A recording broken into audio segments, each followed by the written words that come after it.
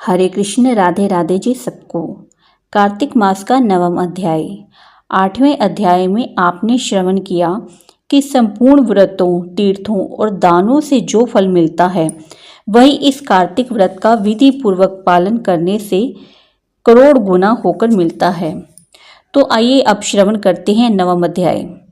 कार्तिक व्रत की उद्यापन विधि सुन लेने के बाद राजा पृथु ने नारद जी से कहा, हे महाराज, आपने बताया है कि तुलसी की जड़ में विष्णु का पूजन करना चाहिए।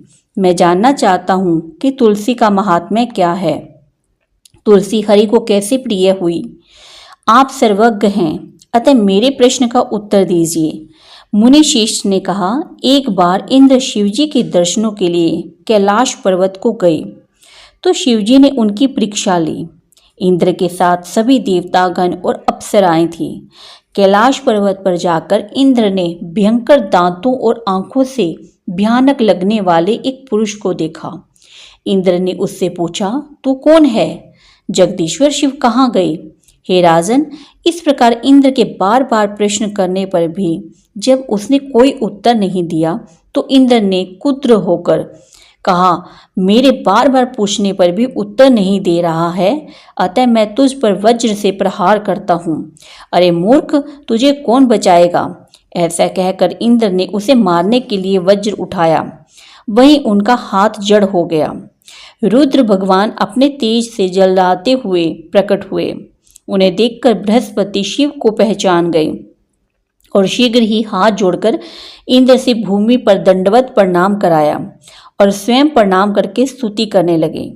हे देवों के देव, मैं आपको प्रणाम करता हूँ।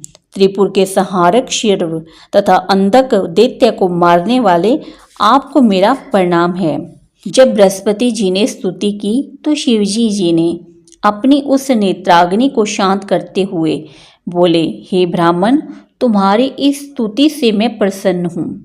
इस समय इंद्र को जीव दान करने से तुम्हारा नाम जीव हो जाएगा। बृहस्पति ने कहा, हे देव, यदि आप मेरी स्तुति से प्रसन्न हैं तो शरणागत इंद्र की रक्षा कीजिए और मस्तक के नेत्र से उत्पन्न हुई यह अग्नि शांत कीजिए। रुद्र ने कहा, मस्तक के नेत्र में यह अग्नि पुनः प्रवेश नहीं कर सकती, अतः मैं इसको दूर फेंक देता हूँ ताकि यह इंद्र को पीड़ा न दे सके। ऐसा कहकर शिवजी ने अग्नि को हाथ में लेकर खारे समुद्र में फेंक दिया।